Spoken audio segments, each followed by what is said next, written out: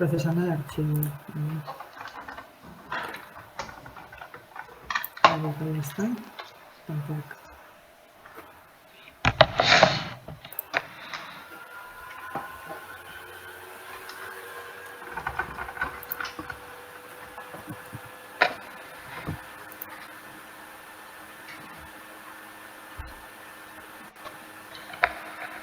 Vale, això està mal. Vale. I a veure això.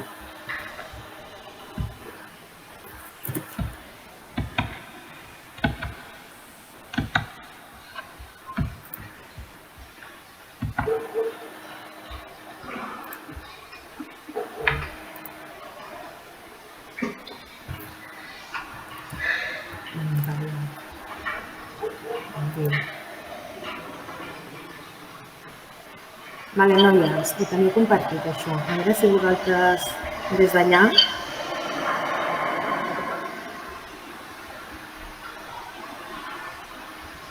Voy a ejecutar.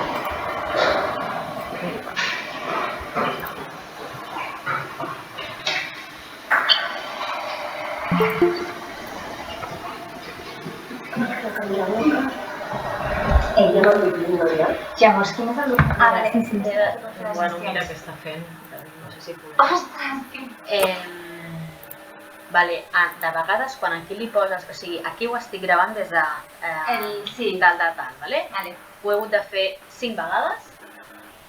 Tancar, obrir, perquè Vale, i és igual. deixava gravar, però... Anem fent proves encara, Camila. Sí, ho baixava el volum i llavors ha deixat de gravar-se.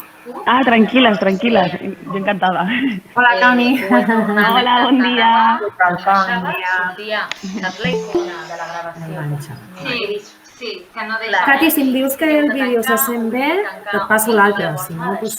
Llavors, des d'aquell s'està baixant, gravant des de l'Screenity. Ara intentaràs compartir i aviam I ja no com penso se tocar sent. més, que se oiga Vale. i ja està, Vale. punto. Vale? O Sí, sigui, l'altre és l'Screenity que està aquí i només he de fer un clic en aquí i ja sí, està, i i ja grava. està, i ja està. Sí. No vull provar a veure què passa si li baixo el volum, perquè és que abans ho he provat i se sentia, però ara, sí, però una de les vegades que ho he provat se m'ha com aturat i dic, vale, no vull provar més, ja està, ho deixo així. Una cosa, si ara et fiques aquí al mig, no creus que solapi el soroll? Ho vaig provar l'altre dia. Aquí el que hauria de fer és baixar-li el volum a tope. Ah, vale. Vale? O sigui, treure-li l'àudio d'aquí Sí, perquè només el senti per aquí, vale. saps? Però Vale. bueno, mira com està 9% aquest ordinador. És que en sèrio, estic prehistòric. una cosa. Bueno, us Llavors, heu compartit potser m'he de tots dos posar igualment, més perquè és a material que passar està en llista Catalunya, i tal, perquè perquè és que després no. la gent pugui tenir accés i ja està. Mira, li dic a la noia que la recepció estava molt desendreçada, els portàtils no estaven recollits i hem hagut de canviar sales i cables. No, tampoc, Elga. Les captures qui fa? Les Jo. captures de pantalla? Bueno, és Bueno, igual. jo els he dit que no Jo es ja preocupin, està. que qui està fent suport tècnic pot fer els pantallazos perquè et dona temps. Entre si has deixat això, ara jo ja ho tinc gravant. Si jo dintre d'una estona començo a passar llista i després faig els pantallazos, ens dona temps. Elles, en canvi, com que han d'estar pendents de les preguntes, de presentar i tot, en aquesta, com a mínim, ho farem així. Jo crec que a tu també et dona temps. Com feies els pantallazos? Que no me'n recordo. Vale, espera't, no ho puc fer des d'aquí. Ah, vale, Deixa'm ja que ho està faci. gravant, vale, sí. Sí, ara t'ho ensenyo. Ara vaig cap allà i t'ho ensenyo.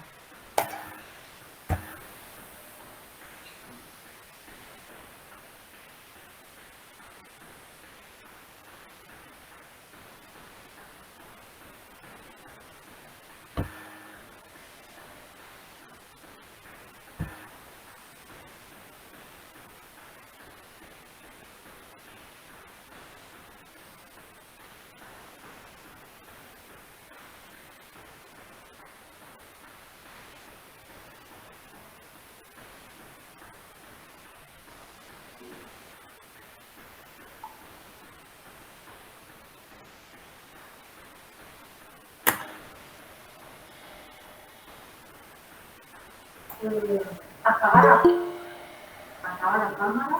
Sí. Vaig a provar perquè em vaig quedar congelada i no seria el més adient. Vaig tancar i torno a entrar. D'acord?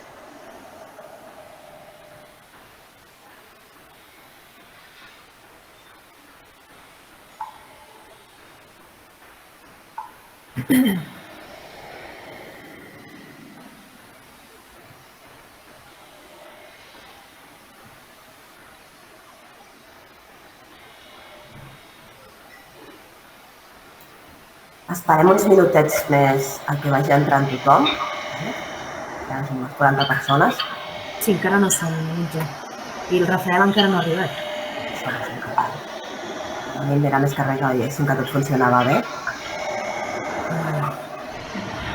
Bueno, la meva pantalla està compartida encara, La pausa la deixo de compartir o la deixem tal qual? La pausa? La pantalla meva encara segueix compartida. La deixem tal qual ja? Pots deixar de compartir quan comenceu la presentació, la connectes, més que res que sabem que funciona.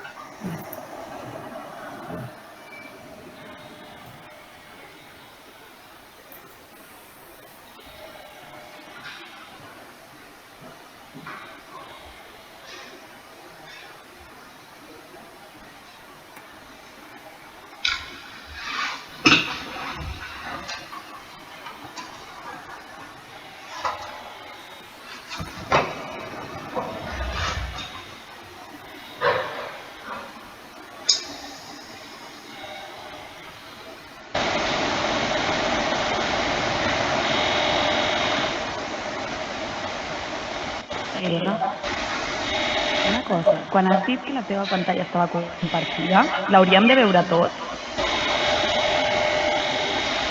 No te oigo, no te oigo. Perdona, sí. ¿Tú no la veías? No, veía, sigo viendo a todo el mundo. Entonces no sé si es un problema mío o a lo mejor es que no estaba funcionando. Vale, voy de nuevo a presentar. Vale. Vale. Yo tampoco la veo.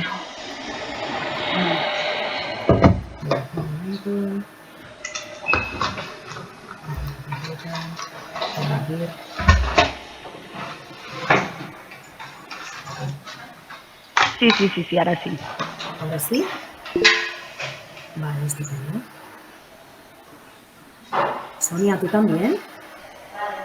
Sí, yo también. Ya te veo. Sí, ara es veu bé.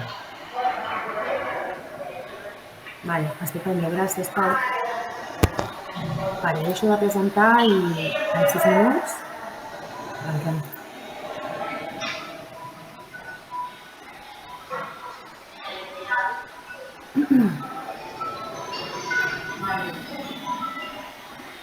Vale, vamos allá.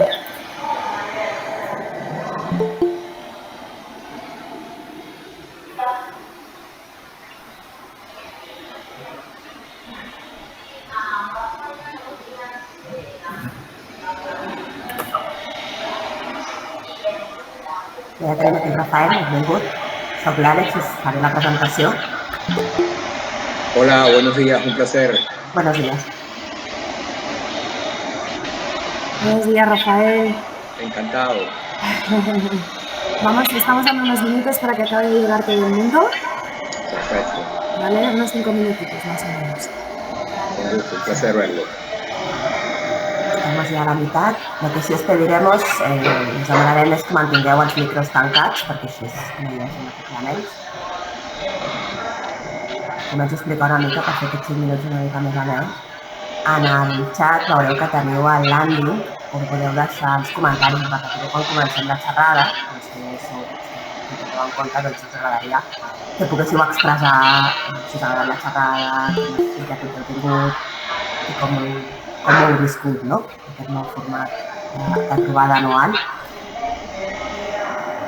I si voleu fer preguntes, a la part dreta veureu que hi ha un triangle, un quadrat i una rodona, que són els botons de la PlayStation. Les podeu anar posant aquí, com a preguntes. Nosaltres en tenim unes quantes, tant reflexions com preguntes, que s'han anat recollint en les inscripcions. Si voleu fer, doncs, si no les feu al xat, les podeu fer allà. I al final us demanarem que si voleu intervenir o fer alguna aportació o alguna pregunta hagi fet una xerrada, doncs veureu que teniu a baix de tot un levantar la mano. Aixequeu la mà i farem una mica la mà.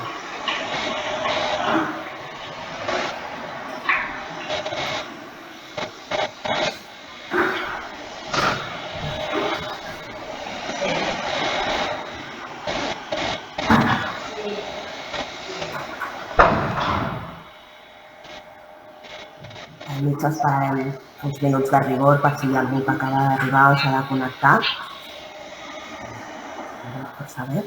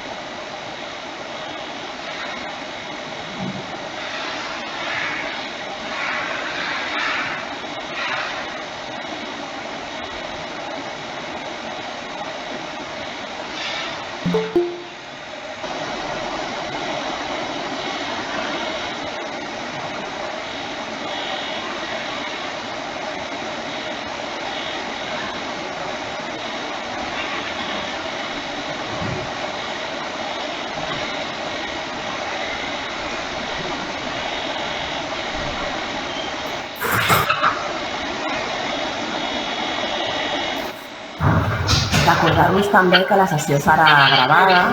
Si heu acceptat l'imatge, cap problema. Si algú no vol ser gravat, mantenir la càmera apagada. Però és cert que si no és només... Si el fet és que no us importa que us gravin, doncs és molt més dinàmic i molt més amè. Ja que estem mirant una pantalla, no? Estiguem les persones i ens podem veure les cares. Sabem que hi ha algú que potser té un wifi no molt bo i ha de mantenir càmera tancada per poder seguir la sessió, però a la resta us agrairíem que ens poguéssim veure les cares en com comencem la sessió.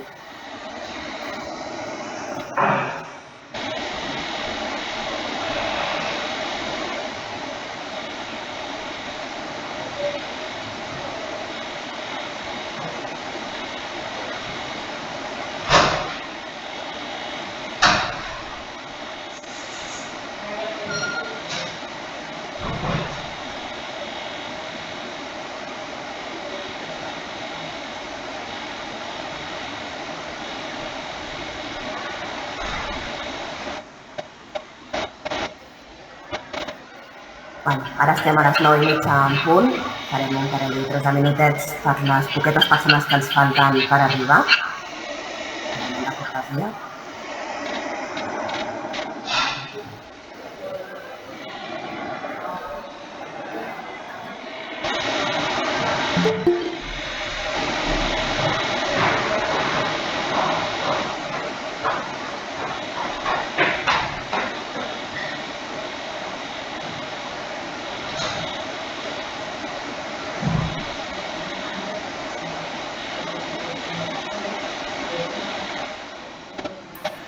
Estem la majoria, benvingudes i benvinguts.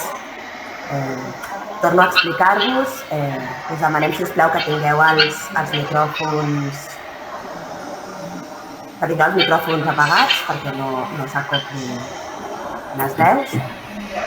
Si voleu fer alguna pregunta, a la part dreta, penseu que podeu canviar la forma de veure la pantalla, és a dir, si us voleu veure tot, si voleu veure quan es converteix la pantalla, o si voleu veure la persona ponent que està parlant en aquells moments, doncs a baix, en els 3 puntets, podeu canviar el format de la pantalla.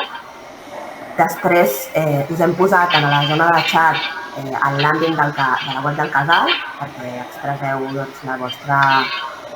si us ha agradat, si us ha semblat la xerrada i quines impressions heu tingut, perquè podem recollir totes aquestes impressions, ja que no us tenim d'avís a avís i no us tenim a prop, almenys que així us puguem anar llegint. I si voleu fer les preguntes, teniu els comandaments de la Play, el triangle, el quadradet i la rodona, que allà hem anat posant, hem anat recollint quan la gent s'ha inscrit, tant reflexions com preguntes que han anat fent sobre l'experiència que avui es presentarà de noies líders i noves masculinitats, que també és nous espais per a noves construccions. Parlàvem amb l'Elka com ho acabàvem de titular. I això, que ens podeu posar les preguntes aquí i les anirem llegint. Al final de l'experiència, si voleu parlar, teniu a baix un levantar la mano, que és una icona així, i us anirem donant pas per tal que podeu fer les vostres aportacions, les vostres preguntes interessants en aquests moments. I jo crec que quasi ja estem quasi al complet. Aviam. Jo soc l'Àlex Salvador, estic a gerència, a la recepció del Junta 16 i donant suport a voluntariat, i avui em toca presentar aquesta experiència de noies líders i noves masculinitats. Tenim amb nosaltres a la Cati, que és la tècnica de voluntariat, que farà de moderadora. Tenim també a la Lili Puente, de suport tècnic, que no la veieu, però estan darrere de tot això, intentant que no ens falli res i que tot ens funcioni. Doncs passo a presentar a l'Elga Sánchez, el projecte que ens presenten, o l'experiència que es presenten és nous espais per a noves construccions, noies líders i noves masculinitats. L'Elga Sánchez és l'educadora responsable del centre obert d'adolescents del Besòs i ve acompanyada del Rafael Crespo, que el defineixen com a tallerista, professor i pare voluntari. Ara seran ells els que facin la xerrada. Esperem que sigui molt interessant i que en podem aprendre molt. Elga, moltes gràcies. Jo ja tanco micros. Moltes gràcies. Bon dia a tothom. M'agradaria saber si esteu veient bé la pantalla, perquè no sé que vosaltres, tot i que tinc posat el lateral, com m'has dit molt bé abans, Bueno, estic compartint la totalitat de la pantalla i tiro. Si algú té un problema ja ho direu.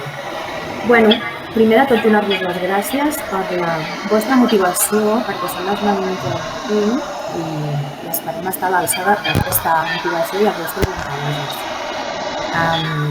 Presentarem dos espais, dos processos diferents que s'estan desenvolupant al Coalisos.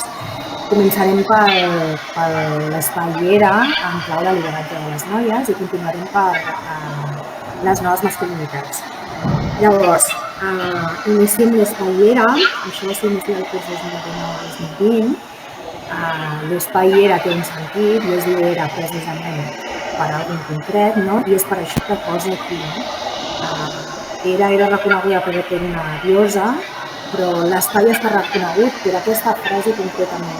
L'espai Llera és un espai on no donem respostes, perquè si no estaríem construint el destí, dient a algú el seu destí, i no deixaríem que generés el seu propi camí. Llavors, aquesta frase que posa aquí, ella li diu en un conte, a Jason, Leo i Piper, això concretament, que hem de buscar el seu camí, que hem de buscar les seves pròpies respostes. Doncs això és el que treballem amb les noies en l'espai Era. És un espai no mixta, on tenim molt clar aquest perfil de guerreres en el temps per poder escollir prendre partit o no, per prendre decisions. És una idea una mica romàntica, però ens agrada aquest romanticisme per fer-nos una mica nostre aquest espai.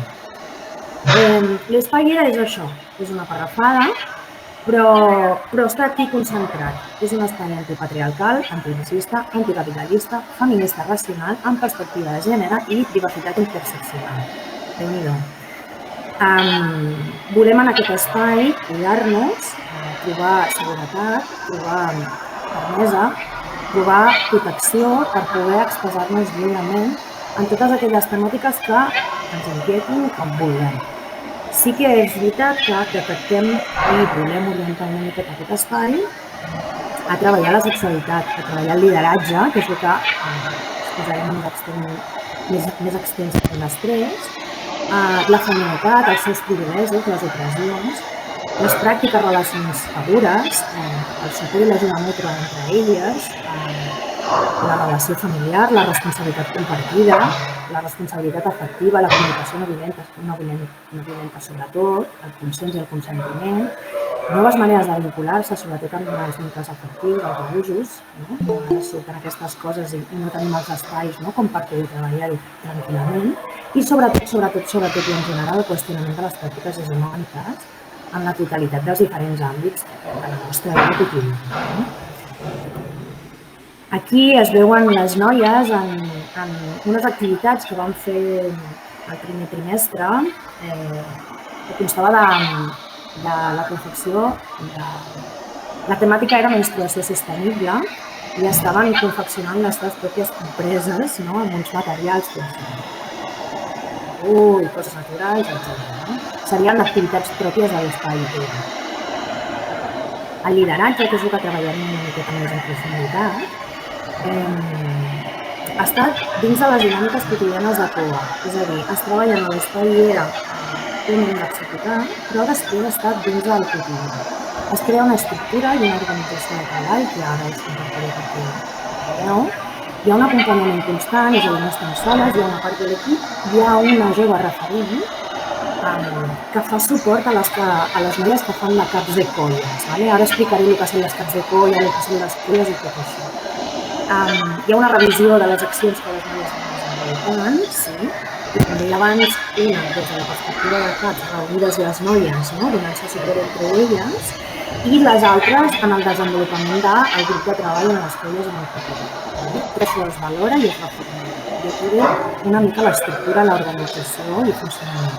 Funcionem per colles de treball en l'espai de Brenàs. L'espai de Brenàs és un espai autogestionat en el que els nanos i nenes tenen diferents encàrrecs.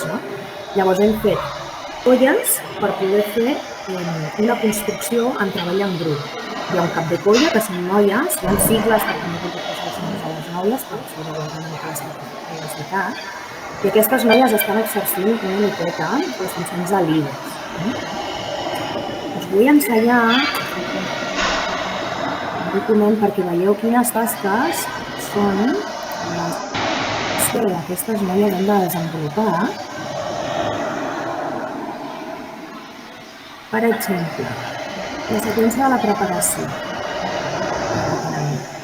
Tota una seqüència, això s'ha construït com un moviment amb elles, en aquest espai de treball conjunt.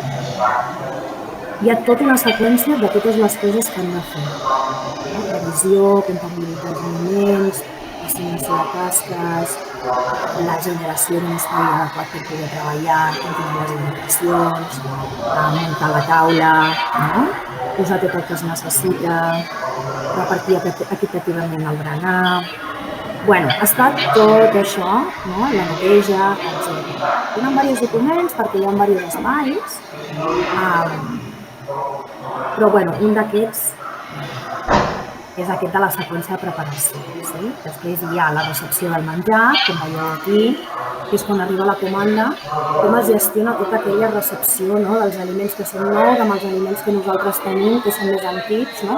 Tot això és educació per a la vida, són coses que fem nosaltres el dia a dia.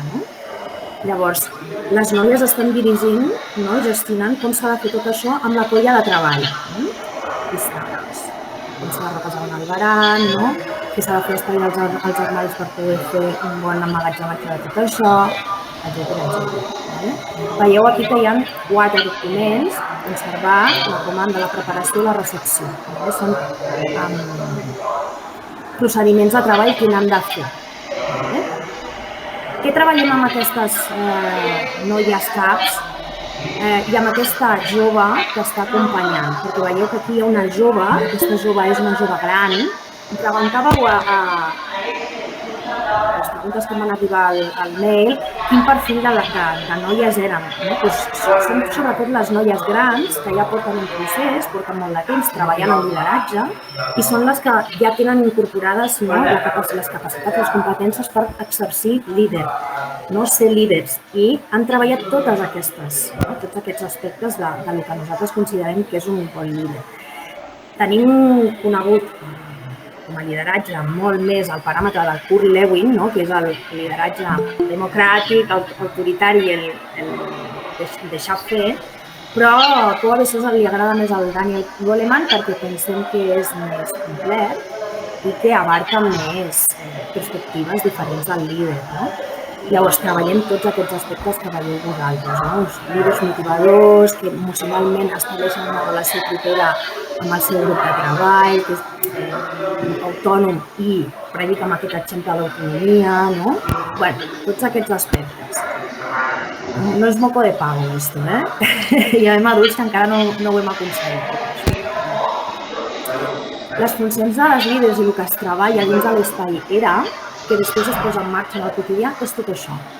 Tenen aquest espai per reflexionar sobre com acompanyar, com comunicar, com ser facilitadores, com organitzar tot el grup, com planificar totes aquelles tasques que heu vist en aquell document. Bé, doncs això és la planificació, no? Com planifiquem, si és eficaç o no és eficaç, etc. Com reformular aquelles coses que no funcionen, com orientar el grup perquè funcioni i sigui eficaç, com motivem perquè els nanos i nenes de les colles pensin per poder innovar, no? I poder crear més coses de les que ja tenim construïdes. I com valorar, sobretot. I us torno a compartir un document que és l'avaluació de les colles, que aquí està recollit tot allò que en teoria hauria de funcionar, no? I que no funciona, doncs com ho millorem. Fins i tot tenen aquí la dreta i com i quan, no? Avaluem, i aquí estan com les indicacions de com fem, no? Qui avalua, com avaluem i quan. Són els horaris, no? Com avaluem, con sentido crítico i sinceridad. I aquí està tot allò que, en principi, estaria estructurat en aquests documents que us he ensenyat abans, no? Aquella estructura de tasques, estaria aquí compactat, no? L'organització externa, l'organització interna, la logística, tot això s'avalua, no? I el timing. Llavors, sobretot, després d'arribar fins a aquest punt, una que nosaltres considerem que és bàsic i que l'equip s'ho apropia, no? És que el lideratge ha de ser coherent. Nosaltres no podem dir, no podem transmetre als altres que hem de funcionar d'una manera concreta si nosaltres no ens estem incorporant aquestes idees i no estem predicant amb la gent. I aquí deixem com una miqueta la filosofia de treball de les líders i imatges en acció. Aquestes fotografies són d'ahir. Veieu el grup de noies, en aquest cas la noia que va de vermell, la que està de cara, és la cap de colla que li toca aquesta setmana, no? I estan discutint qui fa què. I l'altra fotografia que veiem dues noies més de prop, no? Una d'elles, la que va de blanc, és la suport de la cap de les colles. No? Quan alguna no funciona, ella té l'encàrrec de donar suport a la cap de colla en aquell moment per poder ajudar-la a portar una miqueta millor al grup que se li està descontrolant, no? Que no acaba de poder transmetre totes les tasques i les indicacions. Aquí acabaríem amb la part de lideratge de les noies.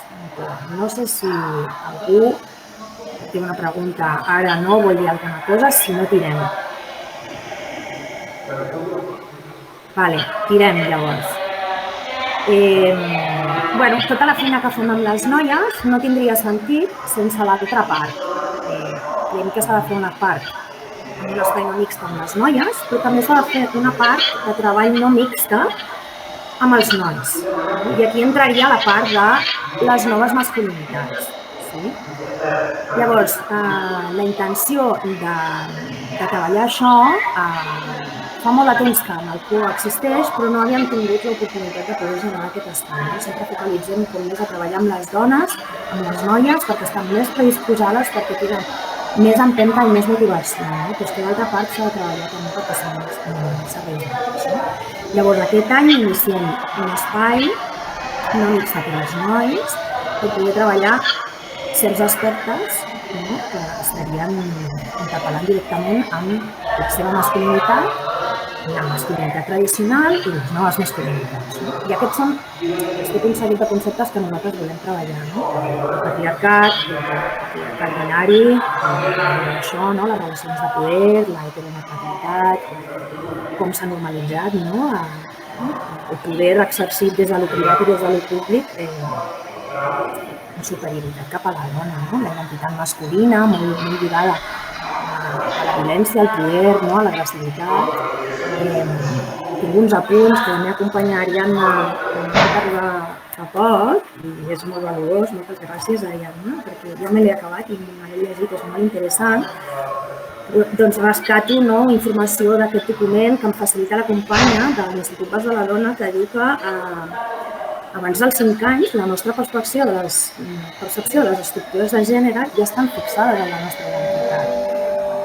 És com terrible, no? Ostres, els educadors no podem fer res perquè als 5 anys no podem entrar a casa de les famílies per poder facilitar la informació. Llavors, és preocupant. Treballaríem també el masclisme, el que volen micromasclismes també, no? Tots aquests conceptes que jo crec que tots més o menys hem escoltat parlar, que tenen aquests noms tan raros, no? Com el mansplaining, el gaslighting, el growth-lighting, tots aquests noms raros que ens tenen donats que al final és parlar de micromasclismes que són coercitius, que són de crisi i que són encoberts. Parlaríem del feminisme i de com afecta això a la sexualitat masculina, perquè la masculinitat, entesa com la tenim entesa, de violència, d'agressivitat, d'allò dur, etc., està molt lligat a com interpreta el noi, el jove o l'home en la seva intimitat, la seva sexualitat. I aquesta relació complexa que tenim entre cos i gènere, a mi perdoneu-me avui, jo parlaré de noia, de gènere femení, aquella persona que té vagina i de noi, aquella persona que té penis, i ho sento molt, sé que hi ha tots els grisos pel mig, però ens perdríem una miqueta amb això, llavors, no permeteu. La relació de dependència que hi ha amb la mirada social aliena, és a dir, necessito la validació del meu grup d'iguals a sobre de la meva masculinitat, perquè si no, doncs, estic rechinando, d'alguna manera. Llavors, tota aquella càrrega que hi ha, la pressió que tenen els nois, els homes, d'aquesta mirada de jutge tota l'estona dels seus iguals. La càrrega cultural, perquè no és igual ser home aquí a Occident, o sigui, aquí a Europa, que a Occident, que a Orient Medio, que no és el mateix ser un home pakistanès, que un llatí, que un magrebí, no és el mateix, la càrrega cultural no és la mateixa. Imagineu-vos que ser un jove de cultura pakistanesa migrat aquí. És una guerra interna molt gran. Aquestes coses de que hem d'anar treballant i hem d'anar construint per construir. Trencant la idea que el masculí és segur, ara que s'apropa el dia del 8M, ens ha suggerit bastant fer-nos aquesta pregunta, no? Què fa un home com tu, un jove com tu, en una manifestació del 8M, que a vegades es diu com una mica confós, no? En plan, totes les dones allà cridant, els càntics molt femenins, no? De el mi útero, no? El mi útero és mío, yo decido, no? Nosotros parimos, nosotros decidimos. Bueno, això ho ha de dir un home, no ho ha de dir, no? Com acompanyem, no? En tota aquesta confusió, si poden viure l'alegria que es genera aquests dies, no? Entre grups de dones que s'estan donant suport, quin és el seu paper, no? En aquests espais. Molt interessant. Els homes que també experimenten la menstruació de les dones, no necessàriament ha de ser la parella o les parelles, sinó molts tenen germanes, mares, veïnes, etc. I sembla que aquest món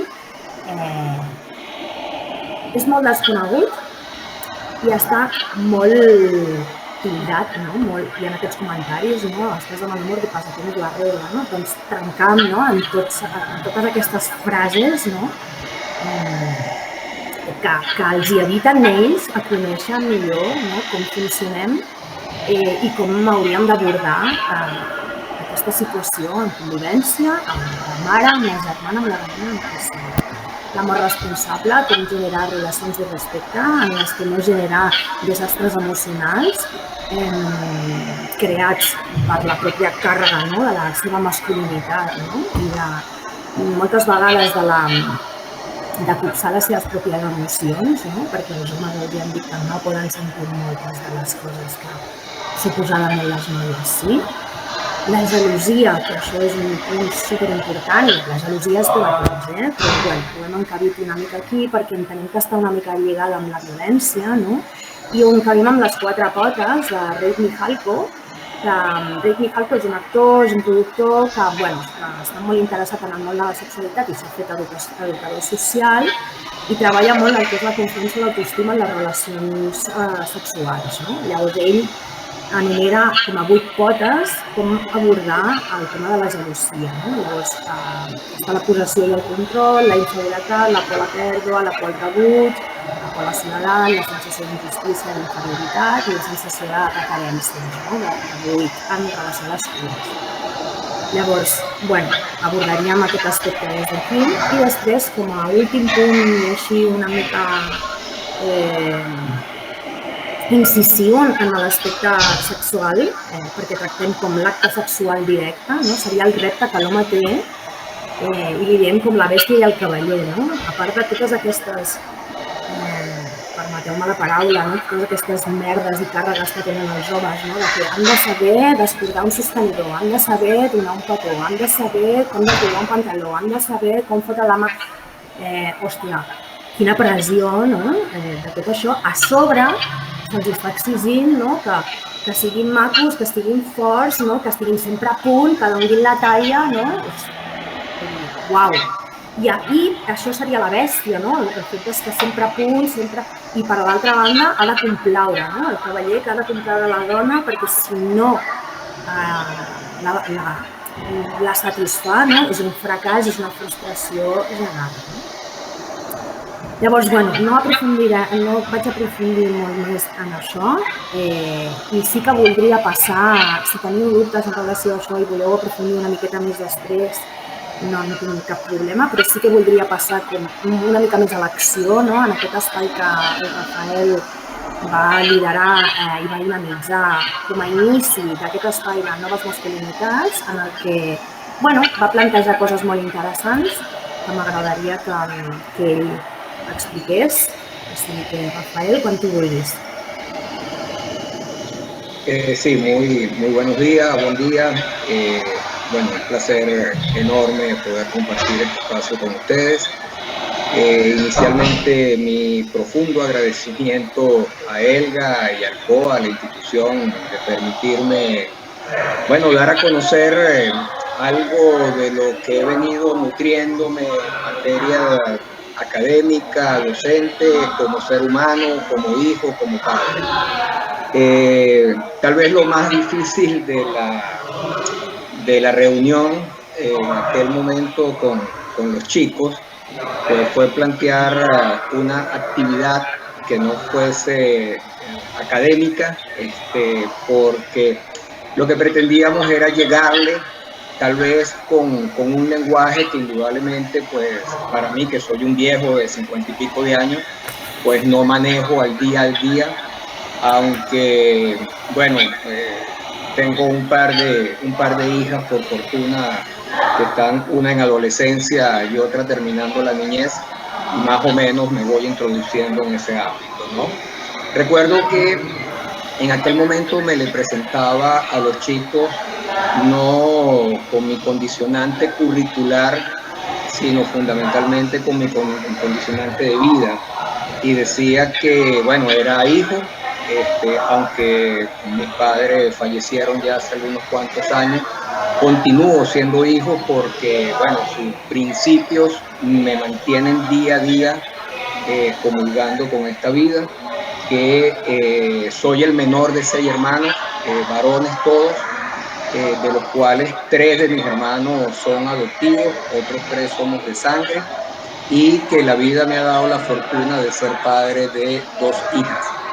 Y cuando digo esto, quería como introducirme en ese mundo con los chavales, con los chicos, para que, bueno, sintiesen que más allá de una condicionante de formación académica, quería entrar en contacto directo con ellos, ¿no?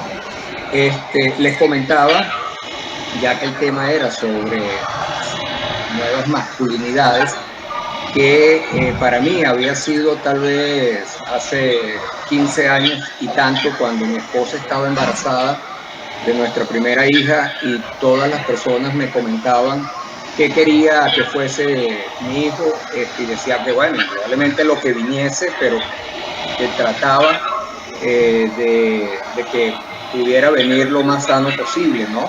Pero en lo más interno, pues consideraba que se me iba a hacer muy cuesta arriba criar una niña, porque no tenía la vivencia. La única mujer en mi casa fue mi madre y mi abuela materna, que toda la vida vivió con nosotros, pero bueno, 6 hermanos, de los cuales siendo el menor, pues me podía hacer algo cuesta arriba.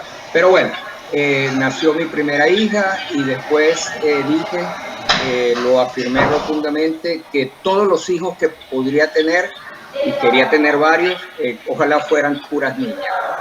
Entonces bueno, con esta introducción dejé para el final quién era desde el punto de vista de formación, y entonces traté de hacer una estructura muy rápida y muy sencilla, y la dividí en 3 partes fundamentalmente, ¿no? Por un lado, hicimos muy rápidamente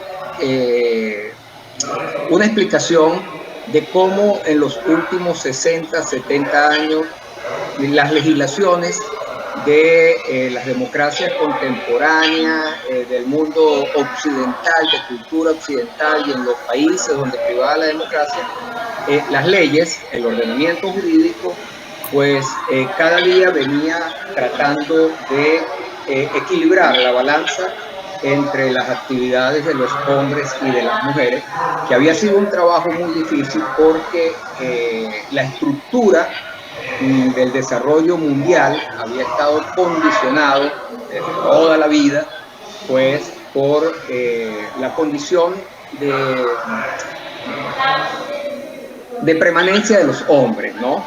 Y pues más o menos les explicaba que esa actividad que rompió la historia de la humanidad en dos, que fue un proceso revolucionario en 1700 y pico de la Revolución Francesa, pues bueno, trajo consigo lo que fue la Declaración de los Derechos del Hombre, y que desde el punto de vista moderno, pues ahí comenzamos poco a poco a tratar de luchar por la reivindicación, pero que no fue hasta concluida la Segunda Guerra Mundial, ayer, desde el momento histórico, en 1949, cuando una organización que se llama Naciones Unidas, pues modificó sobre todo la estructura de denominación de esa Declaración de los Derechos del Hombre, y la colocó como la Declaración de los Derechos del Ciudadano.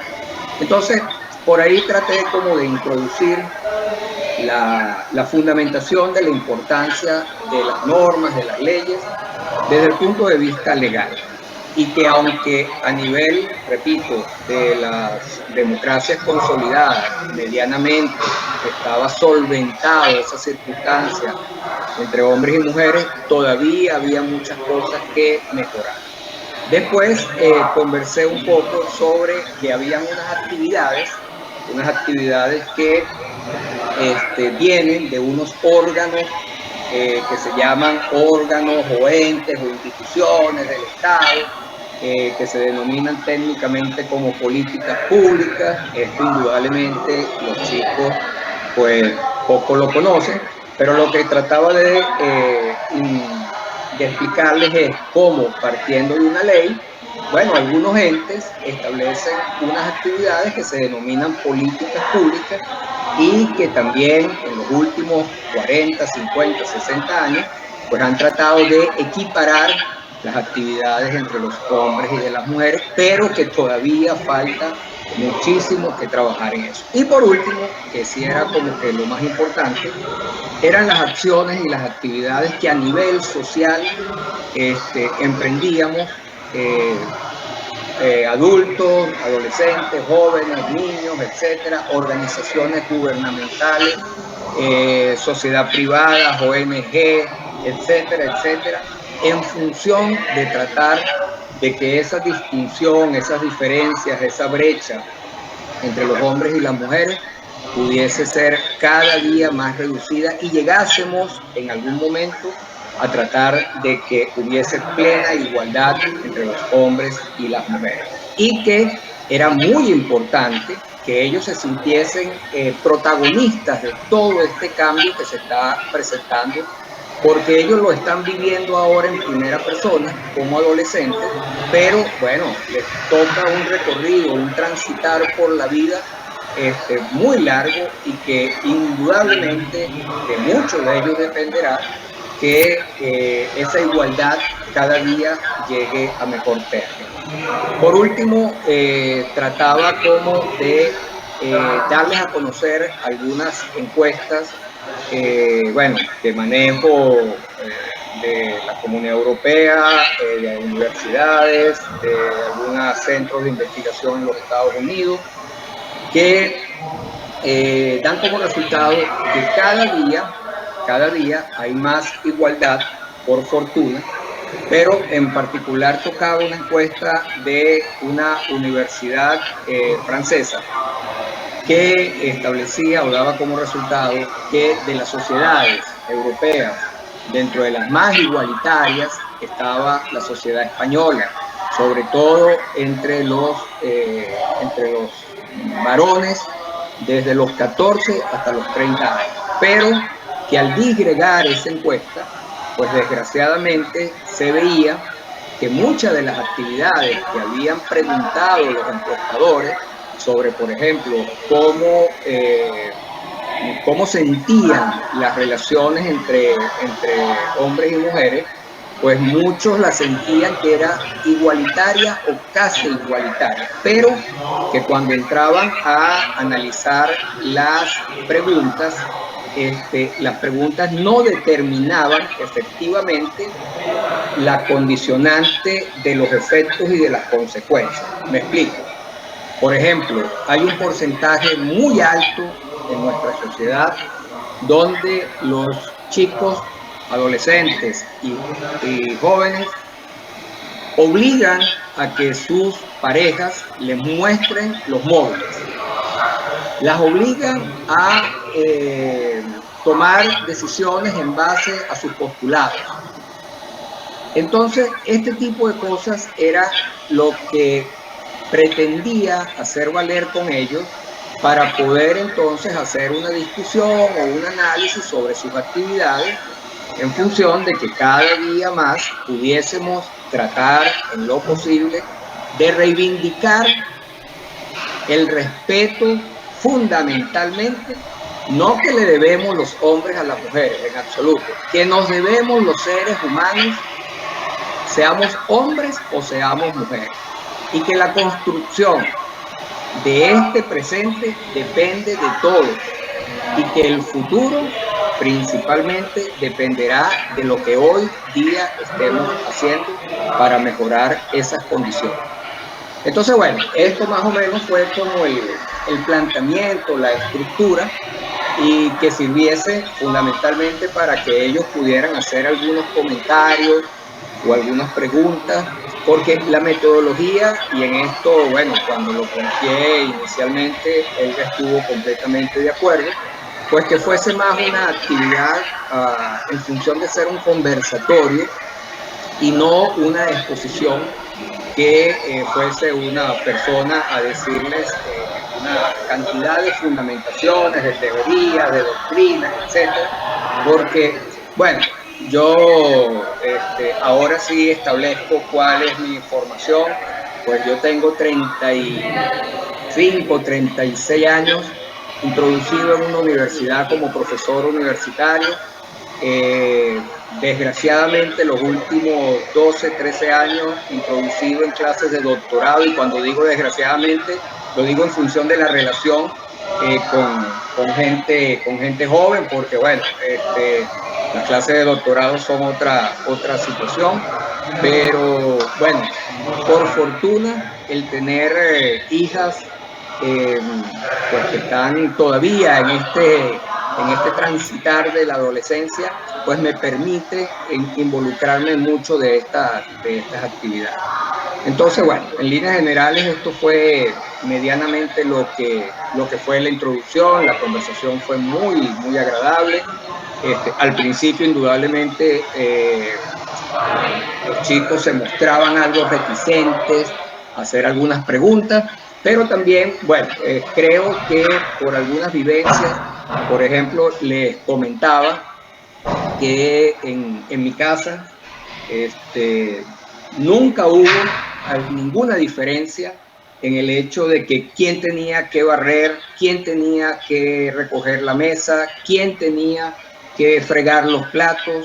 Y por fortuna, pues recuerdo que ya siendo pues unos adultos, en algún momento alguno de mis hermanos le preguntó a mi madre si había sentido que le había faltado alguna hija, y bueno, dijo que no, más allá de los aspectos sentimentales, afectivos que no vienen al caso, sino fundamentalmente en condición de compenetración con las actividades de la casa, que fue una actividad completamente regular, ¿no?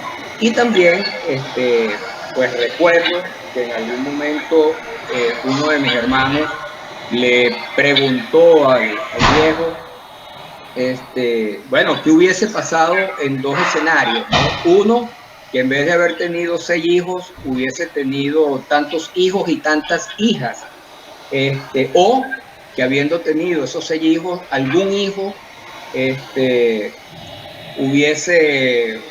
hubiese sido gay, por ejemplo, etcétera, pues no. Y recuerdo que el viejo le respondía: la situación hubiese sido tan igual como lo ha sido hasta ahora. Tal vez, estoy hablando de los años 80, ¿no? Tal vez por las circunstancias que estamos viviendo, los hubiese protegido mucho más y lo hubiese tal vez condicionado mucho más que a los demás. ¿Por qué? Porque la sociedad en aquel momento indudablemente pues establecía condicionantes donde las igualdades no eran tan similares como lo son ahora, y repito, con todas las diferencias que todavía tenemos, pues cada día vamos aumentando las posibilidades de que esas diferencias que no sean, y eso también lo conversaba con los chicos, que no sean las diferencias netamente naturales, y ahí sí que hay diferencias indudablemente, nos tenga que llevar a que haya una igualdad plena entre todos los condicionantes. Muy bien, Bueno. Rafael. Muchas gracias. Bueno, yo he querido rescatar de los documentos que me compartiste, he querido rescatar esto y, bueno, de alguna manera exponerlo aquí, porque creo que, bueno, que es una buena orientación, una buena reflexión que haces como padre, como profesor, como abogado que eres. Y quería de alguna manera pues cerrar tu presentación con esto en clave de homenaje. Así que muchas gracias, Rafael, por participar y por iluminarnos en el espacio de inicio y arrancada con los chavales, que ha abierto la veda y va a facilitar muchísimo el trabajo que viene ahora con el equipo. Ojalá te decidas a volver. Si me permites, Helga, un segundo para cerrar. Por supuesto. Bueno, un poco este ha sido el desideratum pues, de mi vida, tal vez en los últimos 20 años, que pues, mucha gente pues como que a veces tiene cierto temor de involucrarse en algunas actividades. Yo pues, prefiero pecar en acción y no en omisión. Y bueno, siempre he creído que quienes tuvimos pues, esa fortuna de tener unos padres que más allá de cuidarnos y de querernos, nos educaron, y de bueno, habernos podido sembrar el valor de la educación y de la formación en nuestra vida, pues pudimos ir desarrollando estudios hemos un poquito recorrido mundo, y bueno, sobre todo ese gran aprendizaje del ser padre, pues entonces creo que tenemos sobre nuestros hombros la obligación de poder transmitir lo que hemos aprendido, sobre todo con la gente joven. Y bueno, le comentaba a Elga que ojalá este tipo de actividades se pudiese seguir repitiendo, porque desgraciadamente, y sobre todo ahora con las redes sociales, pues que tienen mucho beneficio para infinidad de cosas, pero también tienen algunos perjuicios porque no hay muchas veces fundamentaciones o bases en las opiniones. Es importante que sobre todo nuestra gente joven adquiera conocimiento y base para, bueno, volverse personas con crítica, con fundamento, con lógica. Actualmente doy clase en la Universidad Internacional de Valencia. Aquí tuve una asignatura de ética que me resulta el colmo, que a nivel universitario estemos dictando una asignatura de introducción a la ética, cuando eso debería estar en la primaria, y deberíamos estar más bien discutiendo y analizando las circunstancias presentes para construir un mejor futuro. Pero indudablemente pues lo agradezco. Entonces, muchísimas gracias a todos y bueno, ojalá, creo que la construcción de un mundo mejor pues está en nuestras manos. Muchísimas gracias. A ti, Rafael. Bueno, doncs gràcies, ja estaríem i no sé si hem de passar a resoldre les preguntes que teníem passades ja per les inscripcions. Sí, ara sí, bueno, agrair-vos molt tant a l'Elga com al Rafael la vostra exposició, la vostra experiència, el vostre projecte. Realment són bones pràctiques aplicables a molts altres entorns, és a dir, podem aplicar a qualsevol dels projectes i m'ha semblat fantàstica, agrair-vos-ho molt. Us deixo amb la Cati, que hi ha algunes de les qüestions, per veure quines s'han anat resolent al llarg de la xerrada i quines han quedat pendents. I res, gràcies que heu assistit i sobretot per aquesta magnífica i interessant xerrada. Gràcies. Hola, bon dia. Jo soc la Cati, tècnica de voluntariat, com ja m'ha presentat l'Àlex al principi de la xerrada. Ara passarem una mica a resoldre les diferents preguntes que s'han fet en les inscripcions i també alguna altra pregunta que algú ha escrit al llarg de la xerrada. Llavors, aquí també és un bon moment per si teniu alguna pregunta poder afegir-la a la part de les preguntes i també al final, quan ja acabem de resoldre una mica totes aquestes qüestions, doncs també passarem al torn de paraula i això que us hem explicat al principi. Si algú vol parlar, doncs que piqui la icona de levantar la mano i així us aniré donant torn de paraula, no s'ha de fer, aneu picant levantar la mano.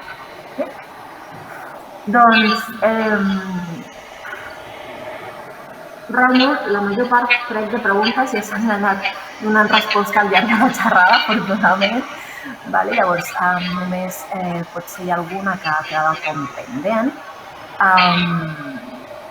Una de les preguntes o qüestions que es plantejava és com afecta o com creieu que afecta el que esteu fent vosaltres a la societat en general, ja no només en el vostre grup de nois i noies.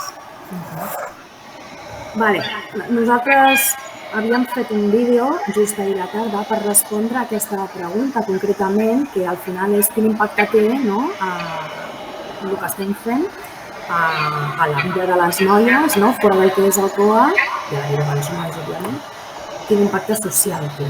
Llavors, si vaig fer les preguntes, els nois i les noies, i el vídeo, que hem intentat d'alguna manera reproduir-lo, però no se sent, però volia que les respostes les tinguessin els nanos i les nenes perquè no té per què una relació. Al final són ells els que han de valorar quin impacte té això. M'ha servit bastant per jo valorar, perquè jo no havia fet aquesta pregunta encara. I la veritat és que hi ha respostes que a mi em van sobtar bastant. Primer vaig preguntar a les caps de colla quin impacte tenia això en les seves vides personals i si ho havien detectat que havien desenvolupat alguna cosa en algun aspecte, en casa, a l'escola, on sigui. Una noia va dir que ella estava fent servir la negociació a casa amb el seu germà per revertir-se les tasques de casa. S'havien acabat les discussions perquè havia facilitat l'espai per poder xerrar amb el germà, no? I poder dir, vale, avui et toca a tu fregar, a mi em toca a mi escombrar, demà ja farem una altra cosa, no? Em vaig quedar al·lucinant amb això. Després va haver-hi una noia que va dir que a l'escola notava que tenia més facilitat per distribuir les tasques de treball en els treballs en grup que havien de fer i que tothom quedava content, que això és molt important. Vull dir, no era només que s'havia repetit les tasques, sinó que tothom quedava content, no? Llavors, un nivell de facilitació increïble. Després va haver-hi una noia que va dir, bueno, em prendre decisions, no? I jo li vaig dir, així i com ho has vist, això, no? I es va quedar com en blanc. I no em va saber dir quin era el procés que ella havia incorporat per poder prendre decisions d'una manera més fàcil, no? Llavors, bueno, és un aprenentatge amb falta de consciència, li vaig dir, No has posat consciència al procés d'aprenentatge que tu has fet. Tu has vist que has incorporat alguna cosa, però no saps exactament per què, llavors ho hem de treballar, no? Va haver-hi aquest moment també. Hi havia altres caps de colla, però estaven en un altre grup i no els hi vaig poder preguntar. Grups bombolla, és el que tenen.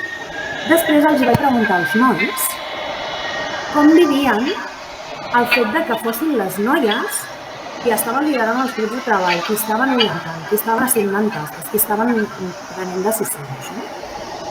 I va haver-hi un silenci sepulcral que vaig haver de trencar en plan, vamos, sense por, no passa res, no? Vull dir, podeu dir el que vulgueu.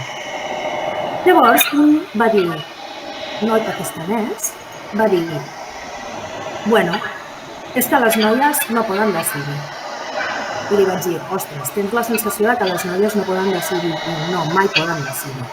I aquí ho vaig deixar. Tenint en compte el perfil, també, vull dir, cultura pakistanesa, etc. I li vaig dir, vosaltres com ho sentiu?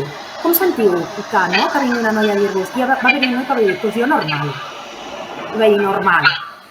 Perfil de nano, família monomarental, on la mare sempre ha tallat el bacalao. Llavors, normal, vale, ok, té sentit.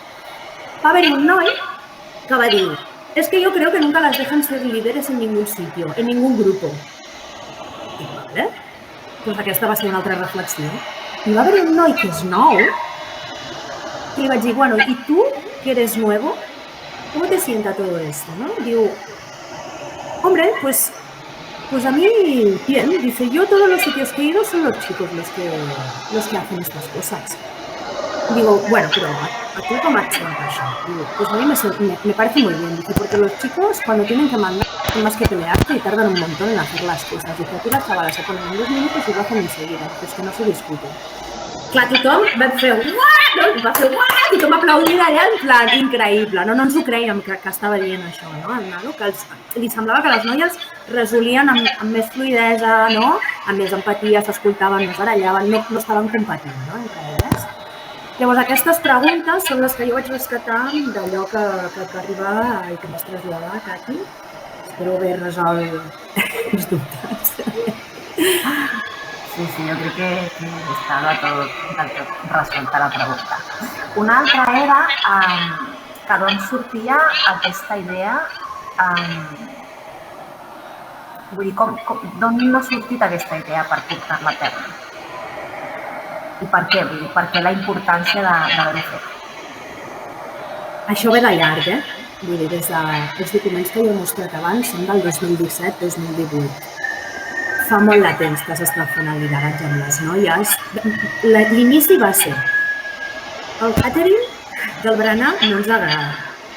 Queixa, i vaig dir, mira, estic farta d'escoltar-los propostes. Llavors van fer propostes. És que el berenar no ens agrada i bueno, doncs encarregueu-vos vosaltres. I llavors un grup va anar a negociar amb l'Anna Guitian, va anar junta i va seure amb l'Anna Guitian per negociar amb ella si podien autogestionar el berenar. A partir d'aquí es van generar els grups de treball i a partir d'aquí es va generar l'estructura de noies líders caps de colla. La figura de suport a les caps de colla, per exemple, és nova d'aquest any. Vull dir, és una cosa que es fa molt de temps, que s'està treballant i que s'està fent i va néixer d'una necessitat, va néixer d'una queixa. O sigui, va néixer d'una queixa. Bàsicament. Fantàstic. Bé, una queixa que va ser detectada com una necessitat. Sí, òbviament. Sí. Vale. Una altra pregunta era com s'atreu l'atenció i com es capta l'interès per part de les noies i els nois. Vale. Jo crec que no ha estat una tasca nostra. Crec que és una cosa que elles, de manera fluida, i ells, de manera fluida, han entès que és necessari. Hi ha una filosofia de treball dins de COA, això crec que pot parlar fins i tot millor la Camila o l'Ariadna, que han estat treballadores, companyes de COA, i hi ha algo que se'n suma, que al principi és raro, no saps què és exactament, però és tot un moviment i una filosofia de comportament, de dinàmica, d'estar-hi, de ser-hi, que al final t'entra i ho entens com una lògica de funcionament. És a dir, hi ha les necessitats, òbviament hi ha un plantejament amb els nanos i les nenes en espais fins i tot informals, a l'hora de berenar, és «Ei, la companya ha tingut una idea, pum, parla, no sé què», i això no ho dic jo, ho diu una altra companya, i allà exposen, diuen, nosaltres també facilitem que s'escoltin, si és una cosa que requereix de més estructura, més rato per reflexionar, generem l'espai, com heu vist a les fotos, per poder parlar d'això, sí, sempre hi ha espais per poder reflexionar, pensar i millorar, si no hi hagués això, res seria possible. Molt bé, fantàstic. I passem a l'última pregunta, que en aquest cas l'ha fet la Rosa Balaguer, que per les persones que no la coneixeu és la directora de l'entitat. I la seva pregunta és la següent. La família és un gran condicionant, espai d'aprenentatge i construcció identitària. Com incorporeu la família en aquest treball educatiu? A veure si puc compartir. Per respondre verbalment i perquè tingueu una miqueta una idea de com treballem amb les famílies, tot això com que estem parlant. I ara us explico una miqueta. Ara ja tinc el document. Torno a compartir pantalla, vale?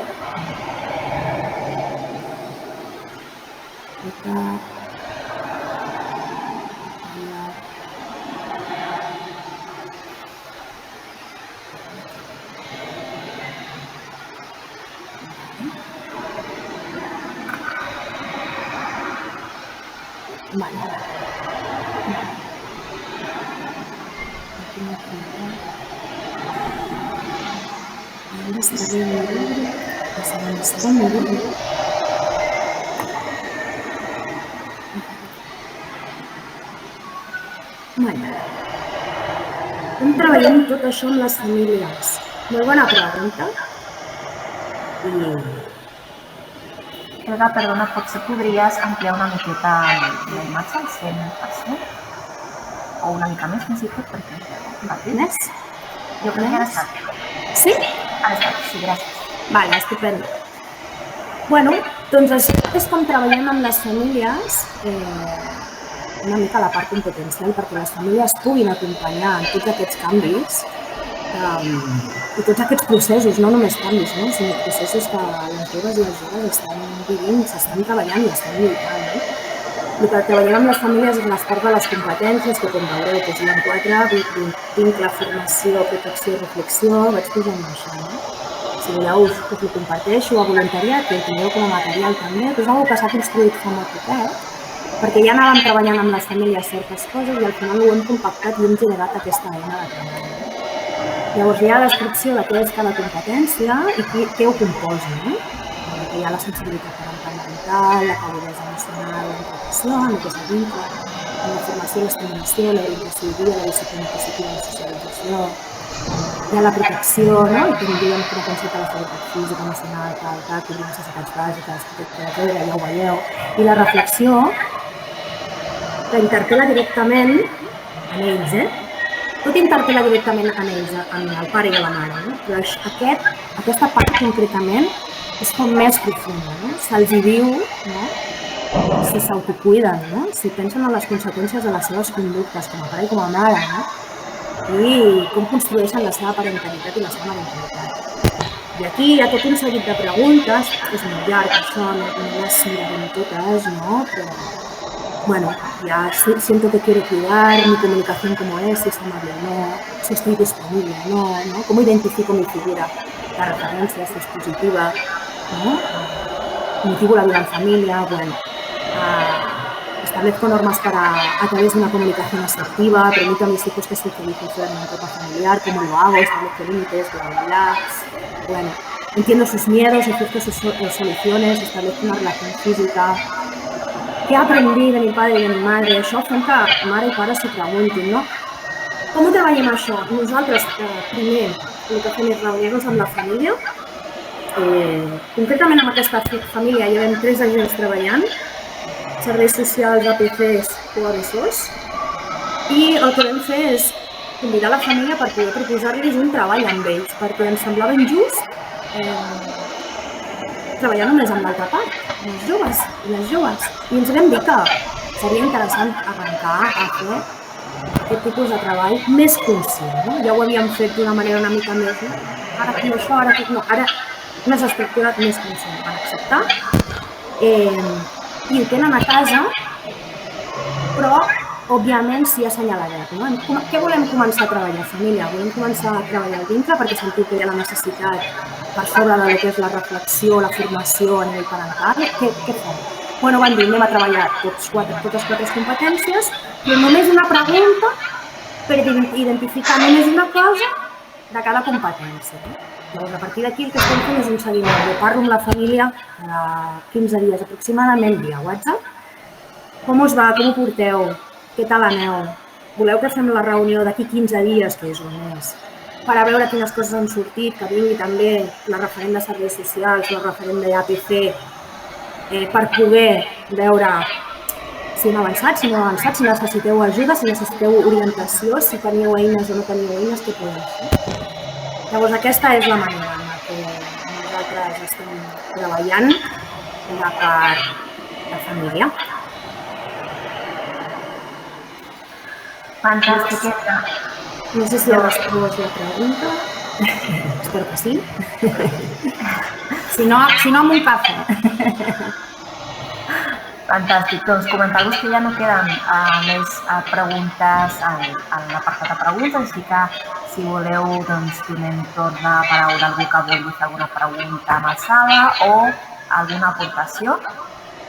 Comentar-vos també que ja estem arribant al límit del temps, vull dir que si té alguna aportació que sigui una miqueta ràpida, no sé si algú ha aixecat la mà.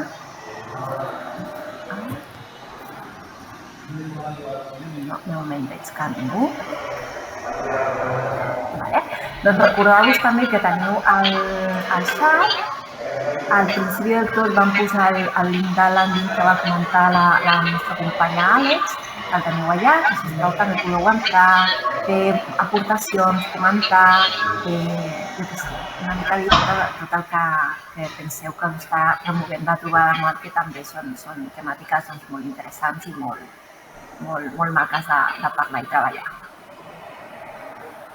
Gràcies, Cati, pel suport, equip, pel suport, Àlex, etc. I gràcies a tothom per la motivació d'assistir a les 9:30 del matí. Bueno, agraïm-vos molt la xerrada i l'assistència. Ha sigut un plaer poder presentar-vos, Rafael, i oferir una mica a les vostres dinàmiques. Moltíssimes gràcies a tots i totes. Moltes gràcies. Salut, adéu.